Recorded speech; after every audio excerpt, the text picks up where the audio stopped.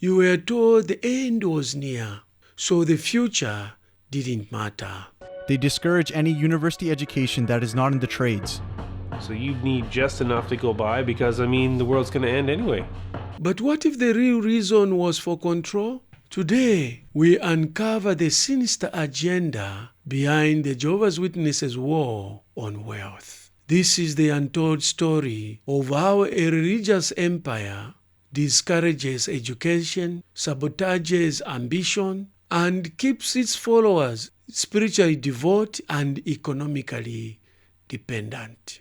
If you are new to this channel, this is Tell Me Dr. K, a channel on which we discuss matters of theological nature, topics that many people cannot even dare talk about, because on Tell Me Dr. K, no topic, no question is off limit. I have a number of videos which you can sample covering Catholicism, Islam, Adventism, Cultism, Mormonism, and many others. We have a rich library of many videos. Enjoy yourself. For a long time, as I've been watching a lot of Jehovah's Witnesses videos, one theme cuts across many of the Jehovah's Witnesses publications, videos, talks, and that is materialism, that being wealthy is a trap. The Jehovah's Witnesses is just against its members living a comfortable life, having a good job, getting educated. The Jehovah's Witnesses has waged a war on wealth, ambition, and education. And we are not even talking about wealth in terms of being filth rich. We are just talking about living an average life, being able to comfortably send your children to school, paying your rentals, or owning a house. But as we know, a sizable number of Jehovah's people today are being distracted by materialism. So since this is not an imagined, but it's a real danger to Jehovah's people, let's discuss the theme, beware of the power of materialism.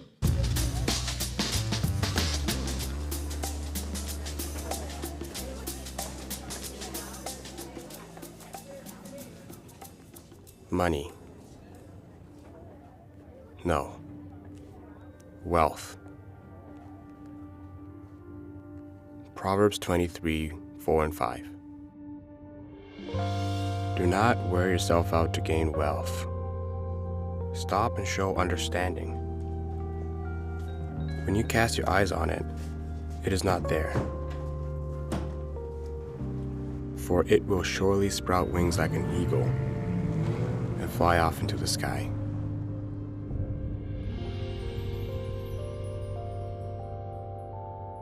For a while. About what? A TV network wants to do a new reality series. That's right. In each episode, we do a project for a customer. They want to cast from among our designers and builders, and they need a young person to host. Hello? Lena, you're our top pick. Listen, this can change your life.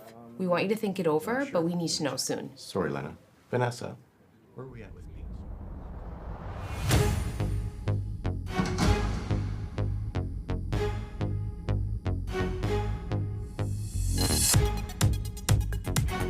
Generation of Design, premiering tonight at 8:30 Central.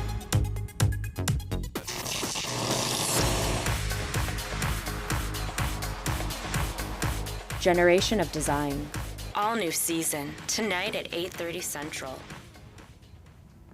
Sorry it didn't work out, Lena. We had to go with a new host this year. Do not set your mind on lofty things, but be led along with the lowly things. I could sacrifice all these spiritual things, and I still might not make it in the business world. But even if it did work out, I'd be worse off. Either way, I don't want to give up spiritual things. Okay, where were we? Lena, this sounds big, right? It does. And I know this seems quick, but my mind's already set on some big things. So thank you so much, but I just can't do both.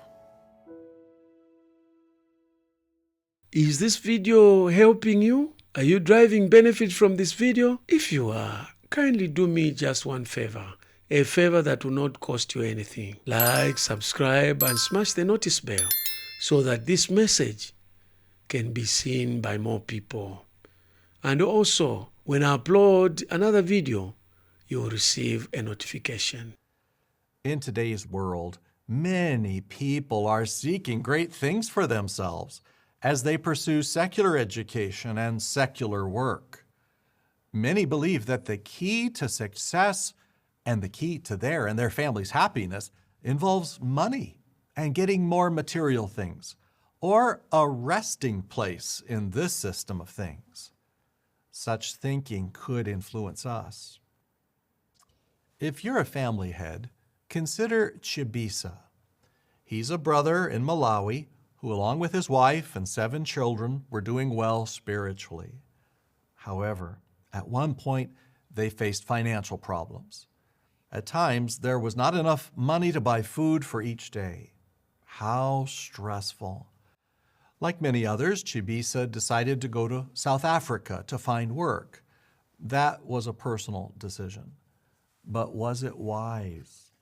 Looking back, Chibisa said this: "This affected me spiritually because I did not know the language. I was unable to preach, and I did not benefit from the meetings.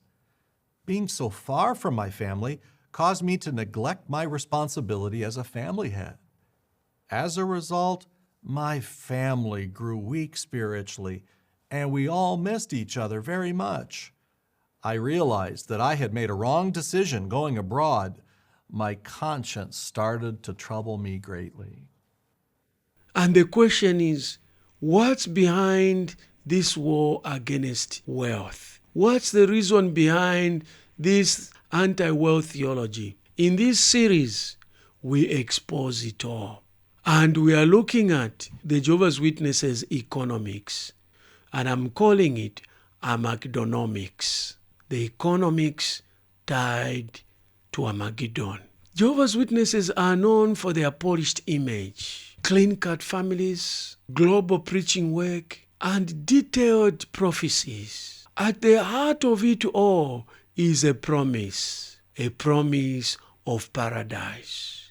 What will life be like under kingdom rule? How we love the promises at Revelation 21, verse 4. And God will wipe out every tear from their eyes, and death will be no more. Neither will mourning, nor outcry, nor pain be any more. Just think of what this will mean. The deaf will hear and listen to the sounds of gentle rains. Happy people, bird song, and beautiful music.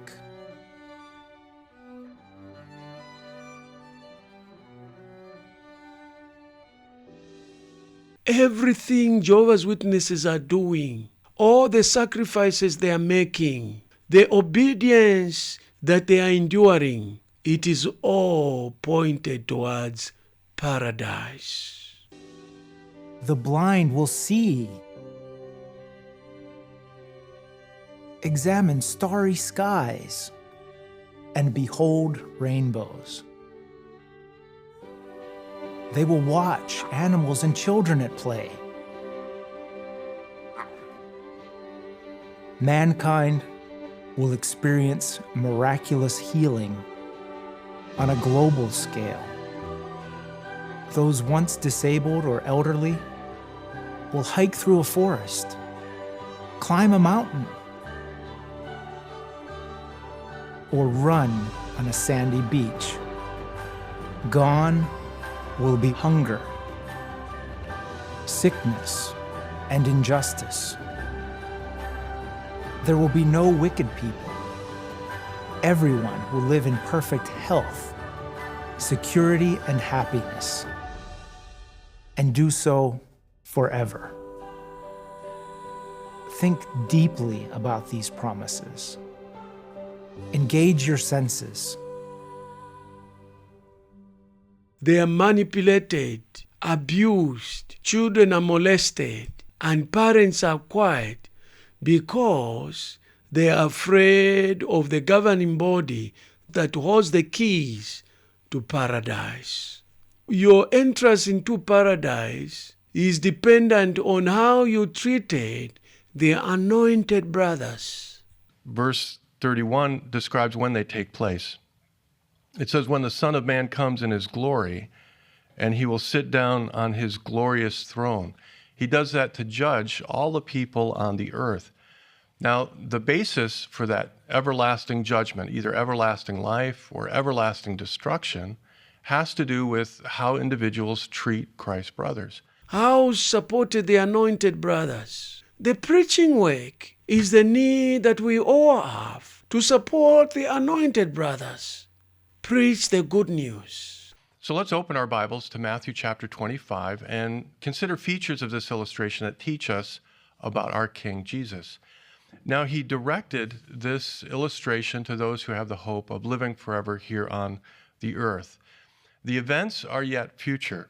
And as we know, the primary way that we can support Christ's brothers has to do with the preaching work. That's a need that they all have. But the illustration also applies to the individual support that we might render to individual members of the anointed. Now, Jesus presents this illustration in a way that encourages us to provide loyal support to Christ's brothers. But there is a cost of entry into paradise, a cost to pay with your life, not in death, but in dreams denied. Jehovah. Well, look back at Matthew 4 and verse 10. Don't you just love the first three words Jesus said in response? Go away, Satan. It's as if Jesus said, enough is enough. There's nothing you can offer me that will tempt me, that would cause me to stop worshiping only Jehovah. Get out of here. So Satan was dismissed by Jesus, and Satan knew he had lost the battle. But what about today? How does Satan tempt us today? Well, Satan may try to offer us tempting opportunities to enjoy material things. Again, Satan takes a truth and twists it into a lie. The truth is that Jehovah has promised all of us an abundance of material things in the new system. But for us to receive those blessings, we need to do Jehovah's will, we need to endure the hardships of the last days, and yes, we need to wait. We have to wait for Jehovah's appointed time to experience the complete fulfillment of these promises. So Satan tries to twist this truth by saying, in the new system, you'll have everything you want materially. But why wait? Just take a shortcut. Skip the self-sacrifice. You could have your own little paradise right now. Well, as he did with Jesus, Satan may tempt us with the desire of the eyes. He may show us material things. It could be in the forms of advertisements showing us material products, advertising travel, whatever the case, things that claim to make us happy. Or Satan may appeal to our pride, offering us a measure of authority or power or glory when it comes to the system of things. It could be a lucrative career, something that helps us to sustain a lavish lifestyle, again, chasing after the desire of the eyes. The Watchtower 2026 said, we must be careful not to let pursuit of education, wealth, or status pull us away from Jehovah. It's confusing to me the extent to which members of the Jehovah's Witnesses can endure this, because the things that they are told are sin are not seen in the Bible. Living a good life comes as a blessing if you fear God. Getting educated is not a sin. Otherwise, God would not have used educated people like Daniel, like Paul, like Moses. It's the educated people that wrote the biggest portion of the Bible. The Pure Worship Convention 2025 has even exposed more weaknesses of the Jehovah's Witnesses. A point where Jesus is used as a tool for chaotic control, misquoting and misapplying scripture. A person thinking about going to the university and then they image that scene with Jesus being tempted by Satan saying, you should not draw attention to yourself, or saying, I'll give you all this wealth. So, Aiden, what you been up to lately? Well, I'm about to graduate soon. That's exciting. Mm-hmm. Yeah, I can't wait. And, I'm thinking about applying to Bethel. Okay, Bethel. All right, really? Yeah, I've been wanting to do it since I was a kid. Okay. Bethel's nice, but you got to think about your future. Yeah. How will you support yourself, or how would you support a wife after Bethel? You can still serve Jehovah right here. That's true. I know. I get it. When I was your age, they told me the end could come tomorrow, too. Yeah. But look at us. We have a real comfortable life. And we're still witnesses, Aiden. You're so young and smart. There's so many opportunities open to you right now. It's nice that you have spiritual goals, truly. But you also need to be realistic.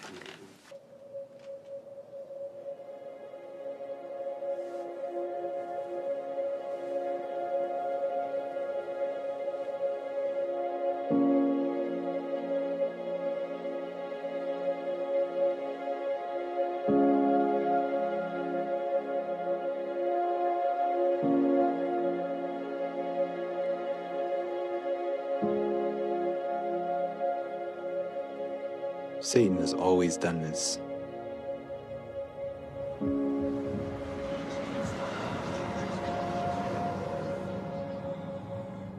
He tried to tempt Jesus with what the world could offer. But Jesus didn't focus on himself.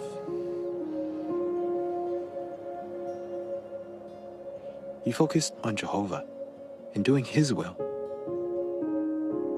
That's what I'm gonna do.